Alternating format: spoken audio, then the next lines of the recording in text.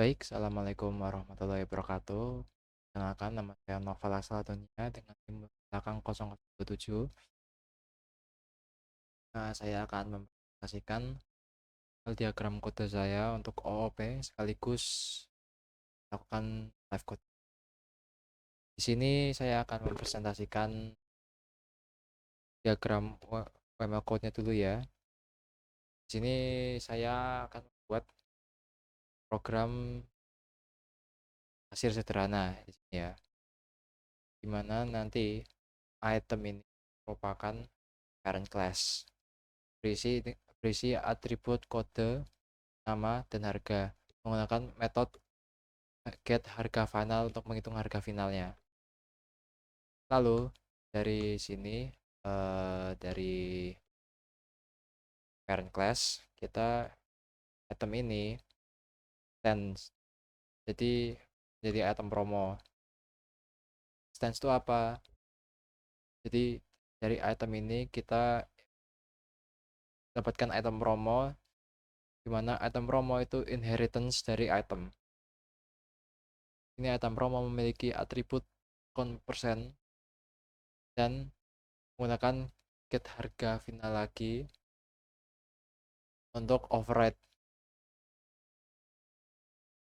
ini override metode get harga final yang terdapat pada item. Lalu kita di sini memiliki hubungan agregasi antara kasir dan item. Kenapa hubungannya agregasi?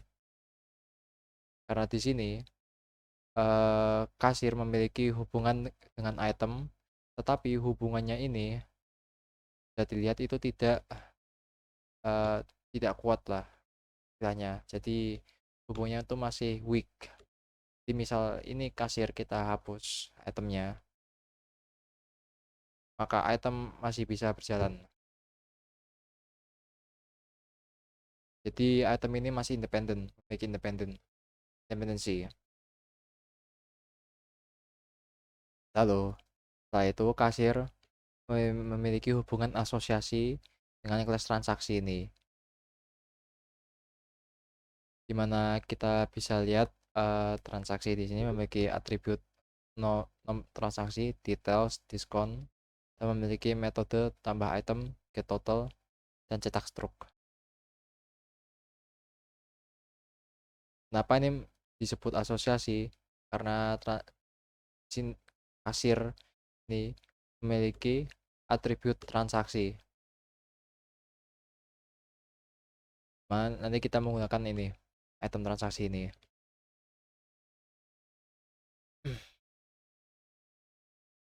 Setelah itu, dalam transaksi ini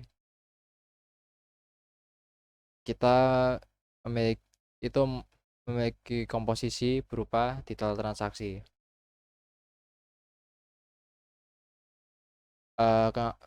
Karena di dalam transaksi ini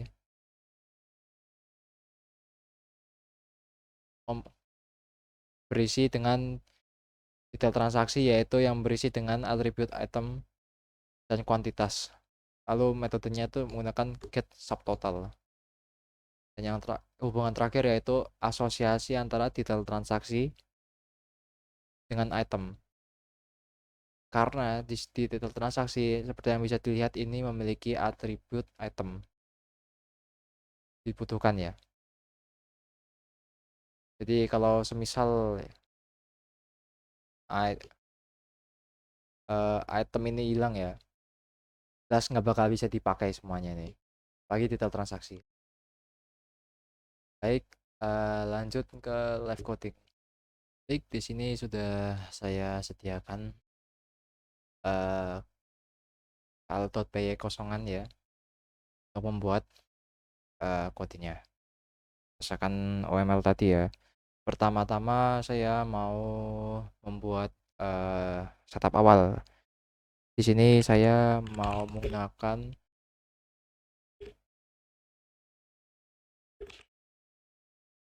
time. Bentar, salah.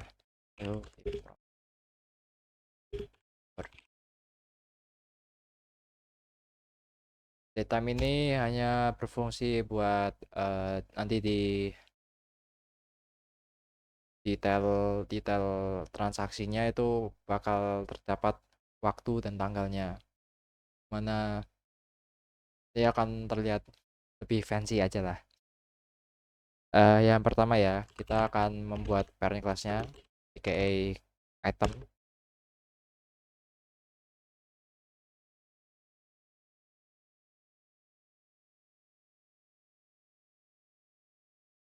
Di sini kita memiliki tiga ya,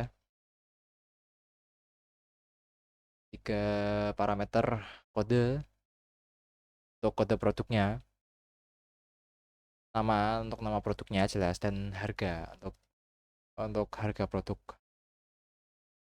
Lalu kita di sini kita akan menambahkan metodenya tadi yaitu get harga final. Soft di sini ya. Langsung return harga. Setelah itu kita akan membuat ekstensi dari kelas item ini yaitu tadi kelas item promo.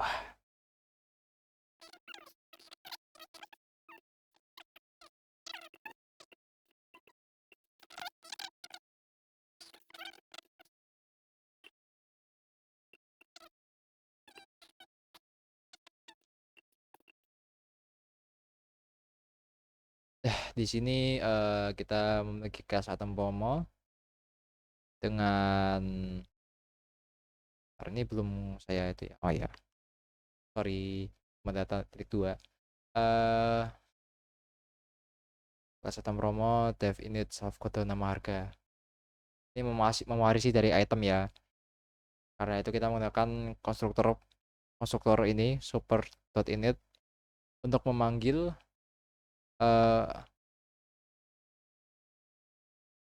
memanggil konstruktor parentnya yaitu kode nama dan harga dari item. Terus kita tambahkan self discount persen di sini. Lalu kita override lagi di sini menggunakan dev get harga final lagi ya.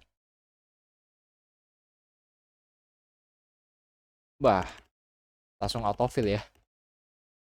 Bentar.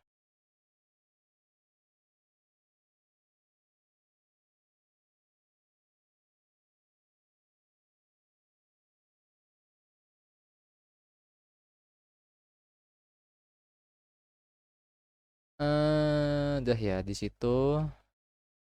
Sekarang kita bikin transaksi terlebih dahulu. Oh, sebentar, saya belum menjelaskan ya. Di item promo tuh kita kan override get harga final. Kalau item bisa return harga asli, ini item promo akan return ke harga setelah diskon. Rumusnya di sini adalah satu min saf diskon persen underscore persen dibagi 100. Ya, sekarang kita lanjutkan saja langsung ke class detail.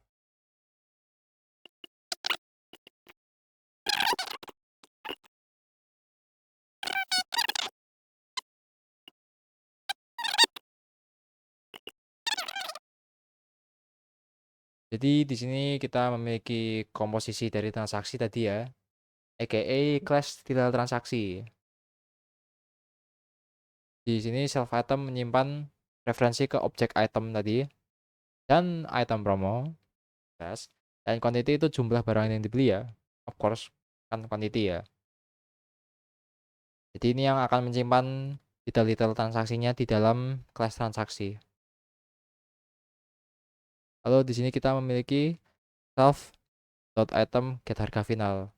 Ini tuh menggunakan konsep polymorphism. Kalau itemnya biasa, aka nggak mendapatkan diskon ya, itu akan mendapatkan harga normal. Dan jika kalau itemnya promo, di sini kita akan dapat harga diskon. dikembalikan dengan solve.quantity.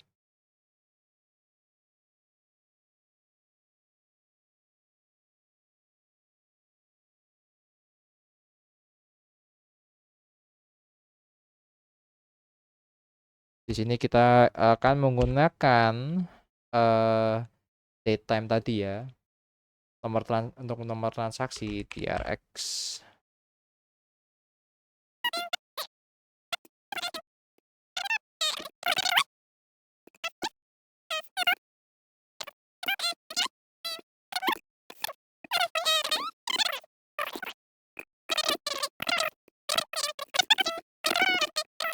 Item tambah promo. Lalu kita tambah satu metode lagi di sini, tambah item. So, item kuantitinya sama dengan 1. Karena tambah itemnya itu ya 1/1 kan menambahkannya. Kalau di sini ya, kalau untuk punya saya, maklum lah ya. Ini sistemnya simple. So insert.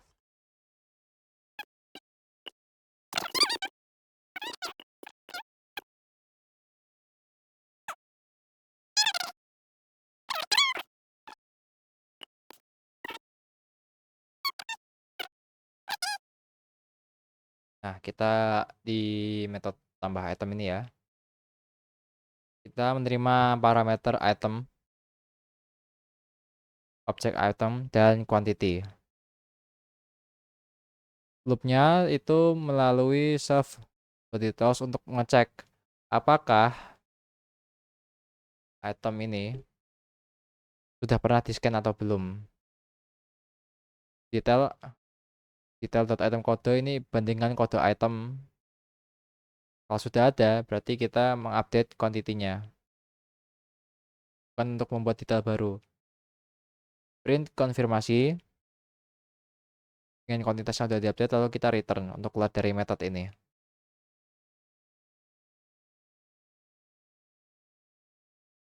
Kenapa perlu kita cek ini ya? Karena jika kita tidak cek, di sini akan terdapat duplikasi item. Karena mungkin item ini kan udah kita ambil ya. Siapa tahu masih ada di sistem. Kalau masih ada sistem, kita secara tidak sengaja menduplikasikan ini ke kode item orang lain kan, jadi bubar buyar semua lah ya. Maka dari itu kita perlu cek agar tidak ada duplikasi. Nah, kalau item belum ada, nanti akan buat objek detail transaksi baru.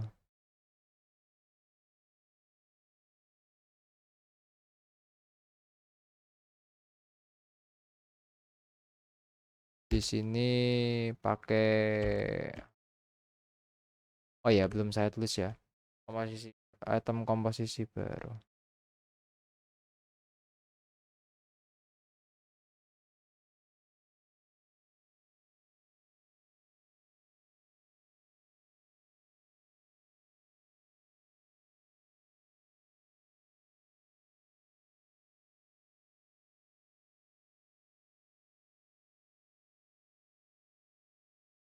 Di sini kan langsung ini tuh hanya untuk apa namanya?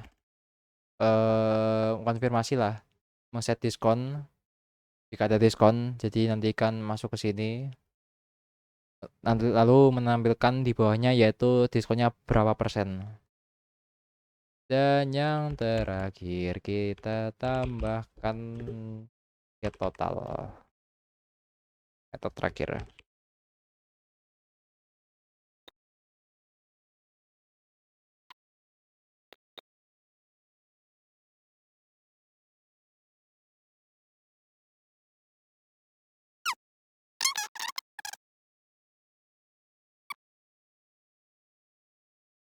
Kenapa F or tadi ya? Nah, ini kita udah memiliki get total ya. Method get total ini pada baris pertama itu menghitung subtotal dengan list comprehension. Di .get subtotal itu dipanggil untuk script details transaksi. Ya, manggil script ini di sini. Get get subtotal, nanti kita manggil ke get total. Lalu sum itu ya menjumlahkan kan ya, kalau sum itu menjumlahkan subtotal.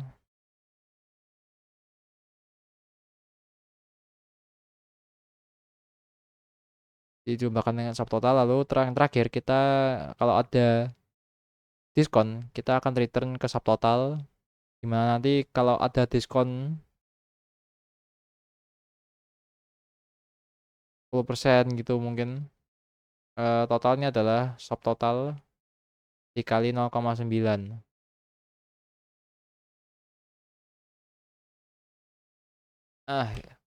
Kita lupa tadi ada ya, terakhir ada cetak struk ya, untuk mencetak struk kita.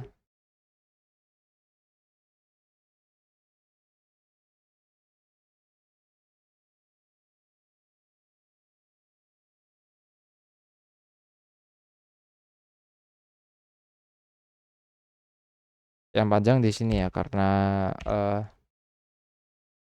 untuk penampilannya ini agak panjang.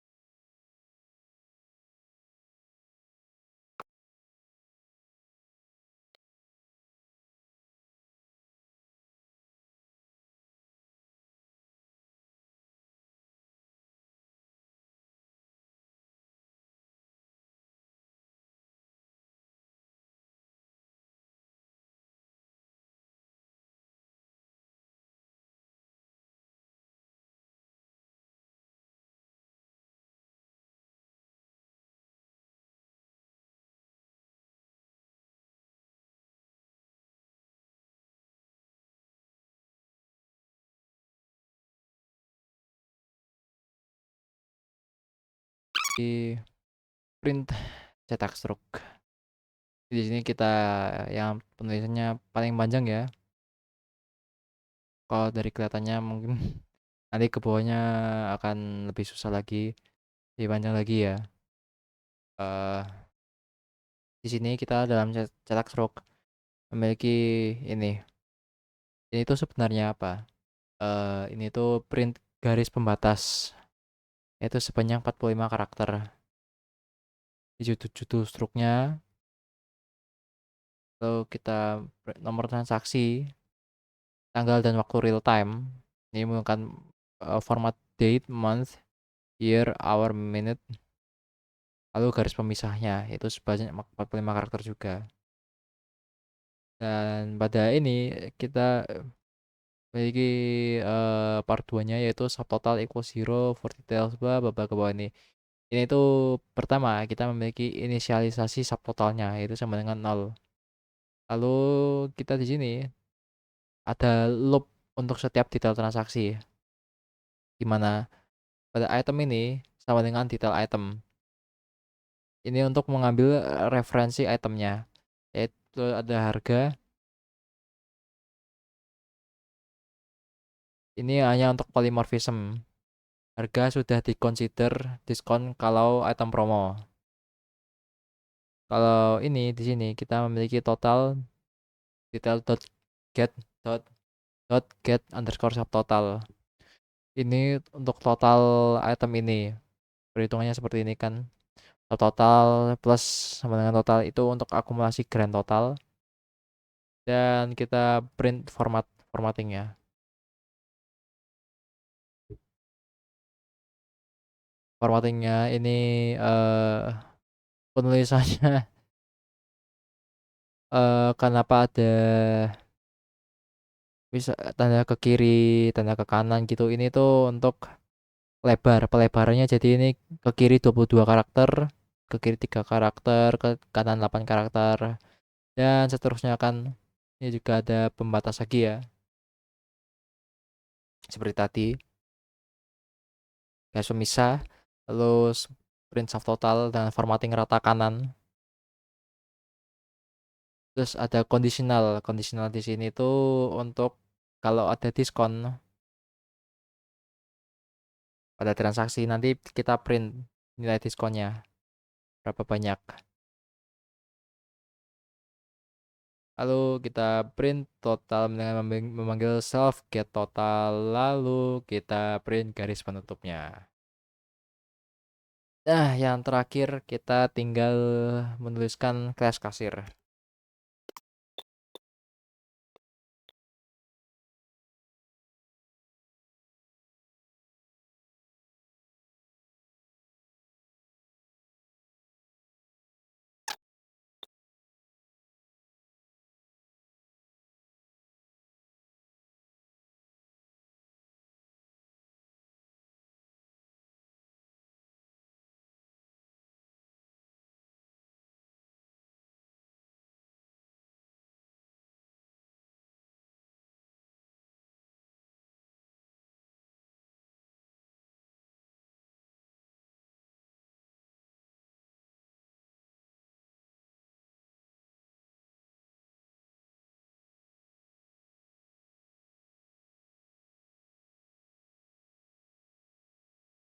Oke,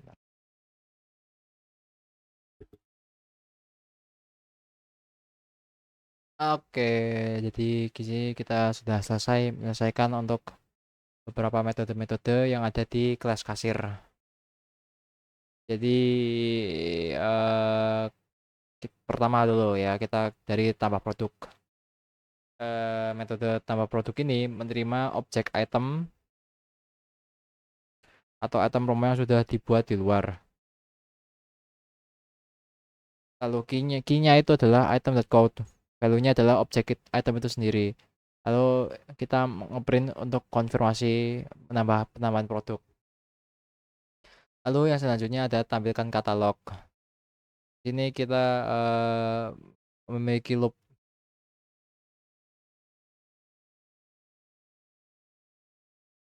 Nah, ini merah. Oh ya bener. Ini kita memiliki loop untuk semua item di katalog dengan self.catalog.values.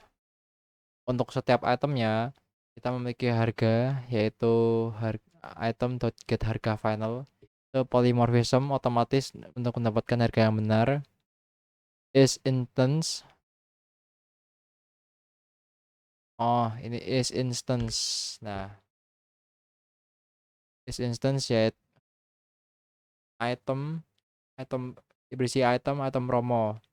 Ini untuk mengecek apakah item adalah item promo. Kalau item promo akan ditambahkan label berupa promo X%. Ini ya. Lalu kalau item biasa, info sama dengan string kosong. Lalu kita memiliki metode mulai transaksi, di mana ini buat objek transaksi baru dengan ngeprint nomor transaksi baru juga, lalu scan, di mana di sini kita memiliki loop untuk scan apabila kita menerima kode item dan kuantitinya berapa. Tetapi ini di sini juga ada memiliki guard clause, di mana kita itu fungsinya untuk mengecek apakah transaksi sudah dimulai atau belum. Ini tuh hanya untuk mencegah agar mencegah error ya. Lalu ada proses scanning. Scannya itu seperti ini. In kode self catalog ambil objek item dari dictionary. Transaksi akan membuat di detail transaksi dengan item ini. Kalau tidak ada akan print error atau kode tidak ditemukan. Lalu metode selesai, cek apakah ada transaksi yang aktif. Kalau ada, kita panggil cetak struk tadi.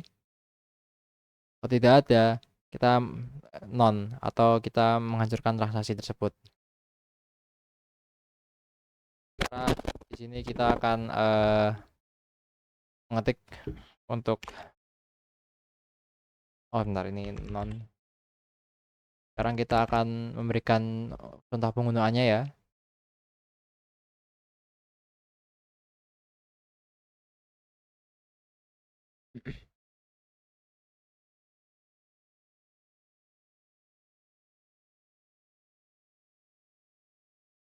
Oke, di sini kita sudah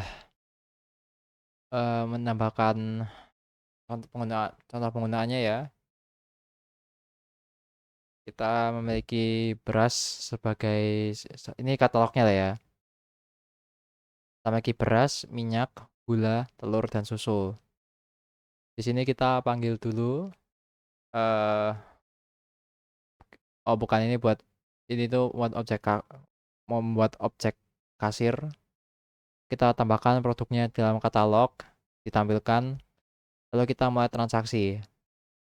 Ini tuh transaksi pertama di mana kita nge-scan A001, yaitu produk ini beras sebanyak 2 dan minyak sebanyak 1 kuantitinya dan seterusnya.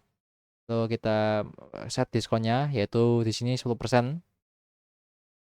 Lalu selesai transaksi yang pertama. Lalu kita misalkan kita membuat transaksi baru. Kita print transaksi baru terus mulai transaksi lagi untuk meng-scan di sini telur sebanyak 2 dan susu sebanyak 1. Lalu selesai.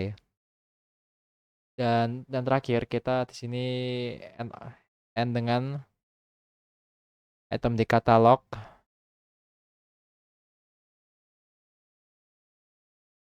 tetap eksis setelah transaksi. Coba kita run ya. Oh, bentar, di sini ada invalid syntax.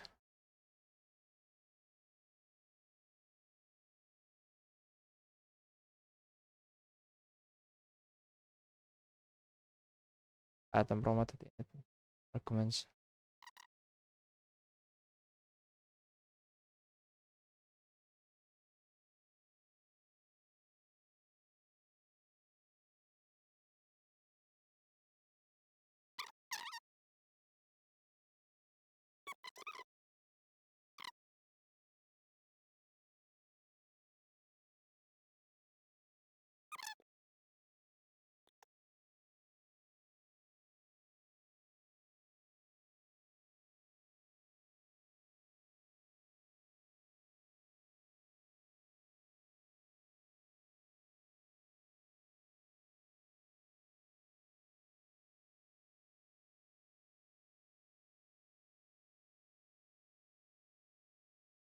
Nah, ini dia. Tadi saya troubleshooting bentar ya.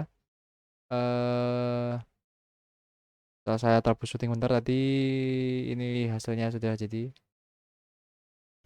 Jadi hasilnya di sini beras 5 kilo ditambahkan, minyak 2 liter ditambahkan, gula pasir semuanya ditambahkan ke dalam katalog produk. Ya. Lalu kita memiliki transaksi baru yaitu kode transaksi. Kode transaksinya seperti ini. Ini menggunakan daytime-nya tadi ya. Lalu ini yang seberapa banyak yang kita masukkan ditambah dengan diskon 10%. Ini ya.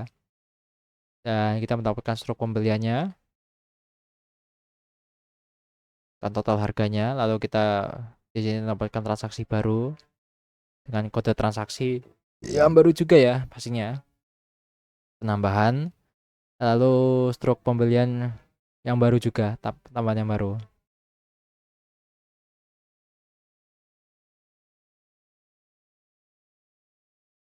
Walaupun dari kelihatannya itu tidak simpel, sebenarnya lumayan simpel ya. Karena di sini hanya memiliki 5 kelas saja. Tidak terlalu ribet. Tetapi kalau menurut saya ini masih belum bisa digunakan dalam waktu sehari-hari karena ini masih kurang apa ya, advance untuk gunakan dalam kegiatan sehari-hari. Baik, itu saja dari saya. Terima kasih telah melihat saya mempresentasikan diagram OML dan live coding ini. Terima kasih. Wassalamualaikum warahmatullahi wabarakatuh.